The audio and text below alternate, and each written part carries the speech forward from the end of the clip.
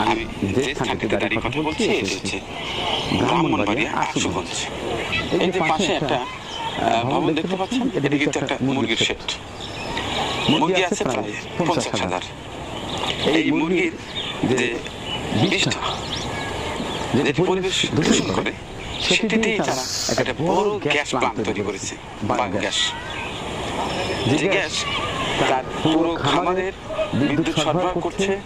এছাড়াও বিভিন্ন পাইপ দেখতে পাচ্ছি গ্রামের দিকে প্রবেশ করেছে। খোঁজ নিয়ে জানতে পারি প্রায় 800 চুলা জ্বালাচ্ছে। প্রতিটি চুলা থেকে 1500 টাকা করে তারা প্রতি মাসে পাচ্ছে। মজার বিষয় না? হ্যাঁ, এই বায়োগ্যাস নিয়ে আজকে চমৎকার একটি ভিডিও থাকছে। যাদের গরু আছে বা মুরগির খামার আছে, ইচ্ছে করলেই তারা এই বায়োগ্যাস প্লান্ট করতে পারেন। চলুন এবার দেখবো।